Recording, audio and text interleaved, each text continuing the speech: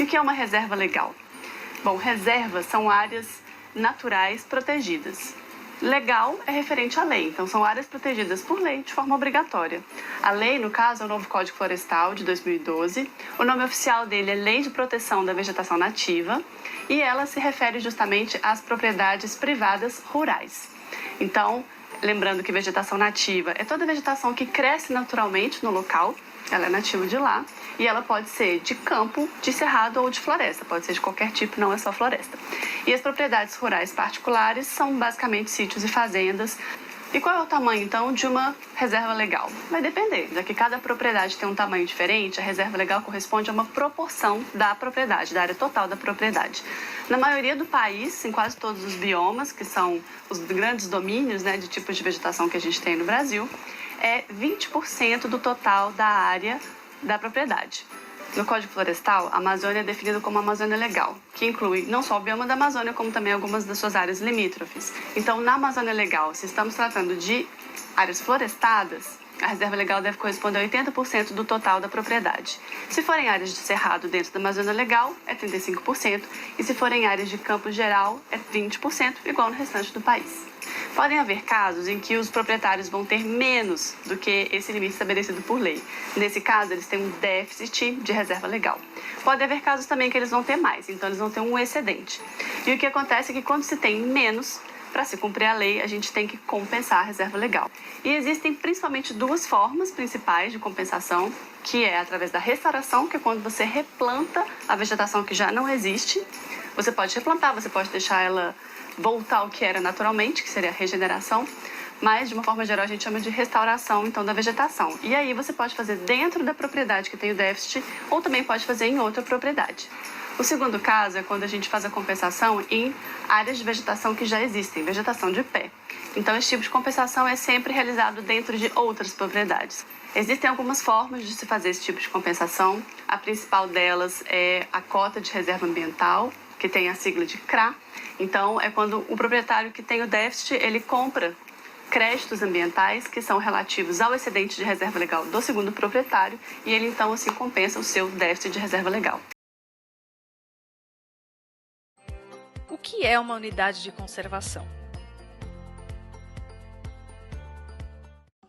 Unidade de conservação, ou UC, é como são chamadas as áreas, seja na terra ou na água, que são criadas para fins de proteção e conservação devido às suas características naturais relevantes. Pode ser uma área que possui espécies únicas da biodiversidade, áreas de reprodução de espécies, que tenha uma natureza muito bem conservada ou que seja importante para a preservação de determinado ecossistema. Depois de identificadas, essas áreas são delimitadas e devem ser protegidas. Os Cs podem ser criadas por qualquer esfera de governo, seja federal, estadual ou municipal, e podem abranger até mesmo áreas particulares. Alguns tipos de UCs permitem o uso sustentável da área, outras são mais restritivas e permitem apenas o uso para pesquisa e educação. A criação de UCs é uma excelente ferramenta de proteção das florestas brasileiras e das comunidades tradicionais que vivem nelas. A floresta é dividida em 35 partes e cada uma delas será explorada durante um ano. Vamos conhecer a exploração da primeira área. Somente no período de seca são criados caminhos para acesso à área. São identificadas as árvores que podem ser retiradas conforme critérios definidos no plano de manejo.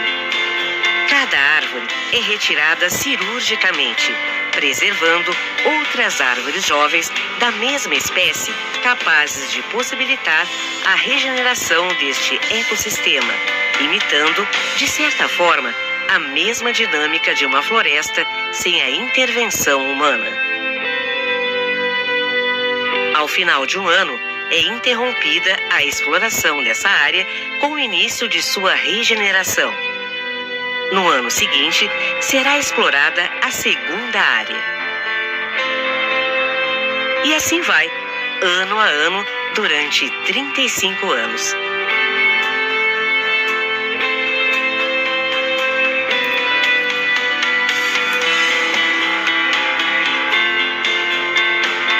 Ao final desse período, A floresta foi explorada de forma sustentável em toda a sua extensão.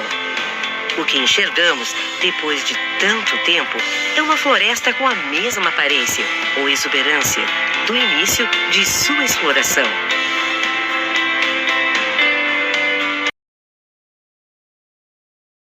Licenciamento é um procedimento chamado de tripartite ou trifásico, porque é composto por 3 fases. A LP, que é a licença prévia, a LI, que é a licença de instalação, e a LO, que é a licença de operação.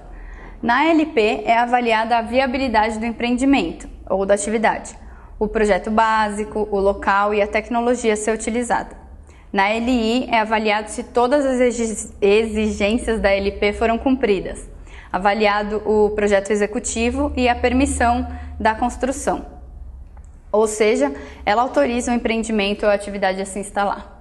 Na LO é avaliado o cumprimento das exigências da licença de instalação e permite então o início das operações. Ou seja, ela é a licença que autoriza o empreendimento ou a atividade a efetivamente começar a operar. Em cada uma dessas etapas, o órgão ambiental estabelece as condições, restrições e medidas de controle ambiental que deverão ser obedecidas por aquela atividade ou empreendimento. O licenciamento ambiental pode ser com estudos de avaliação de impacto ambiental ou sem estudos de avaliação de impacto ambiental. Existem diferentes tipos de estudos com níveis de complexidade distintos. A gente pode falar mais sobre isso em vídeos futuros. O manejo florestal sustentável é a administração da floresta. É a forma de se utilizar os recursos da floresta respeitando a capacidade da natureza. No manejo, para cada árvore derrubada, outras de mesma espécie são mantidas como porta-sementes e como árvores jovens que crescerão durante o período de repouso da exploração até a renovação do estoque produtivo da floresta, reproduzindo assim a mesma dinâmica de queda de árvores naturais e abertura de clareiras. O período de repouso chama-se ciclo de corte e ele será de acordo com a quantidade que você poderá extrair da floresta. Por exemplo, em área de manejo de 200 hectares, podemos ter 10 unidades de produção florestal, UPFs, de 20 hectares. A cada ano podem ser explorados até 200 metros cúbicos em cada UPF e após 10 anos será possível retornar à área da primeira exploração. O primeiro passo para o manejo florestal é verificar se o proponente possui a documentação necessária, como a documentação fundiária e o cadastro ambiental rural, o CAR, assim como definir qual categoria de plano de manejo seguir.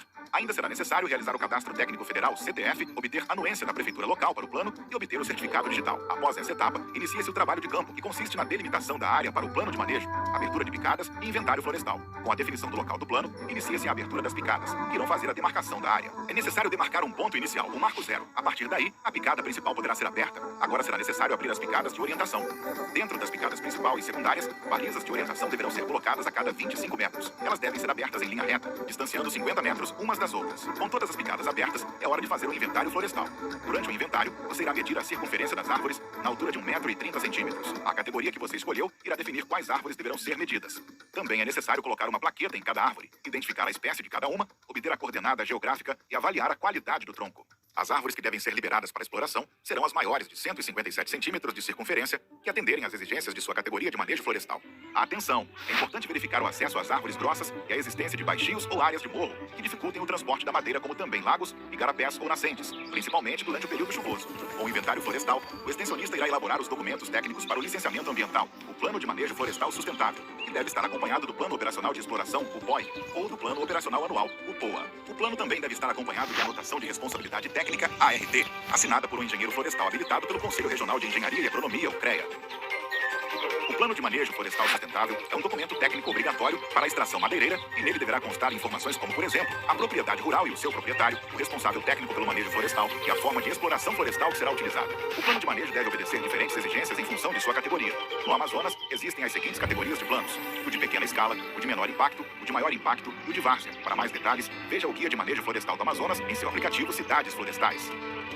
No Amazonas, o órgão licenciador é o IBAMA, que é Unidades de Conservação Federais, ou ICMBio. Estes, após analisarem e aprovarem o plano de manejo, emitirão a licença de operação e autorização de colheita florestal ou a autorização de exploração, AUTEX. Com a licença em mãos, é hora de vender a madeira e planejar a exploração florestal. Para vender a madeira é necessário formalizar um contrato com seu comprador. Nele deve constar obrigações das partes envolvidas, volume por espécie, valores por espécie, por classificação da madeira e impostos, prazos e locais de entrega. Lembre-se, seu comprador deve possuir licença de operação e cadastro técnico federal, se for uma movelaria, serraria ou entreposto.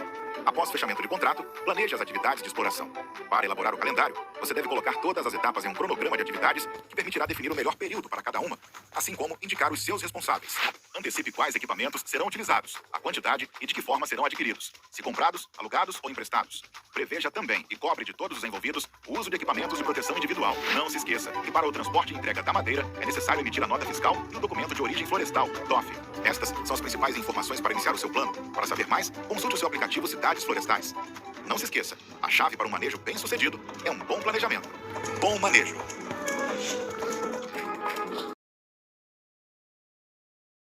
Olá, tudo bem? Meu nome é Felipe Silveira, sou instrutor da Herbolab. Hoje eu vou mostrar aqui como que nós fizemos a derrubada dessa árvore, fazendo aqui esse método de manter 1/3 no corte de direcionamento, 1/10 aqui da árvore em filete de ruptura e o corte de abate. Acompanhe o vídeo. Então aqui eu vou cortar 1/3 da árvore, vou fazer um corte direcional em 45 graus para o lado que eu quero jogar em 1/3. E depois vou fazer o corte horizontal aqui embaixo. Vamos lá.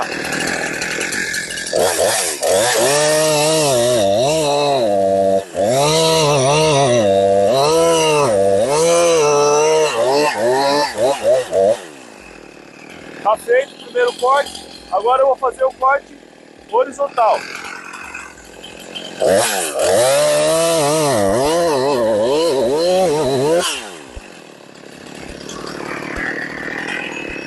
Feito esse corte, 45 graus, e o corte horizontal, esse é o meu corte de direcionamento, então vou direcionar para lá. Agora eu vou vir com a motosserra e vou fazer um corte 3 centímetros acima dessa linha, aqui em cima, certo? Vamos lá.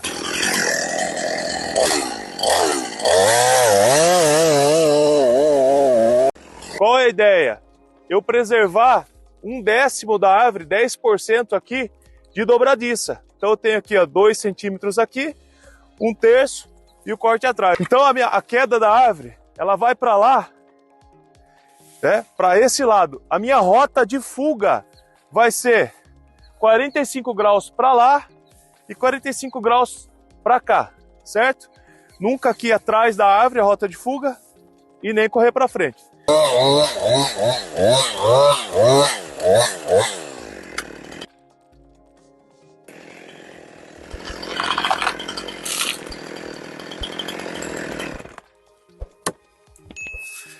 Então tá aqui, ó, o meu corte de direcionamento, a minha dobradiça e o corte de abate.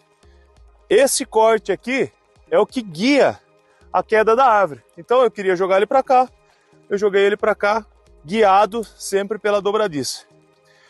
Então essa é a maneira ideal de eu fazer o meu corte. Manejar a floresta de forma sustentável, conciliando o uso dos recursos florestais com conservação ambiental, é crescente no Brasil.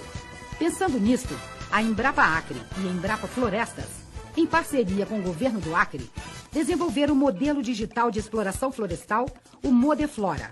A tecnologia fornece informações reais da área de manejo nas diversas etapas da atividade florestal, do inventário à retirada da madeira na floresta. Com o uso de técnicas de levantamento florestal, associadas ao uso de equipamentos de alta precisão, o sistema digital constrói uma rica base de dados da área de manejo. GPS, barômetros, imagens de radar de alta resolução, coordenadas geográficas e programas de sensoriamento remoto são alguns dos recursos tecnológicos que compõem o Modeflora. O uso integrado dessas ferramentas permite representar na tela do computador aspectos da realidade da floresta. Isso possibilita o microzoneamento da área de manejo com base em informações seguras sobre a localização de nascentes, relevo e das áreas que devem ser preservadas. A alta precisão das informações geradas pelo sistema reduz o impacto ambiental e os custos da atividade. A grande diferença do modelo digital de exploração florestal para o sistema convencional é a intensidade de coleta de campo. Diferentemente no modelo convencional, as informações de campo são necessárias a abertura de picadas, esticamento de trenas, para que venha localizar as árvores e a ocorrência da modificação do ambiente, como topografia e hidrografia. Já no sistema digital, todas as informações de campo são georreferenciadas, as árvores, o relevo, a hidrografia, e com isso permite que em escritório possa fazer um planejamento de estradas muito mais compatível com o meio ambiente e que os pátios fiquem próximos de árvores de grande porte. Com isso, o rendimento florestal passa a ser muito superior ao sistema convencional, gerando uma economia real para a madeireira. Em contrapartida, como todas as informações são georreferenciadas, a equipe que explora necessita estar equipada com receptores GPS. Com isso, o caminhamento, toda a exploração é rastreada em tempo real, mostrando que a madeireira está disponível para repassar as informações para a fiscalização, para o órgão de controle ambiental, tendo um jogo muito mais aberto com a sociedade, mostrando que a atividade florestal é uma atividade sustentável na Amazônia.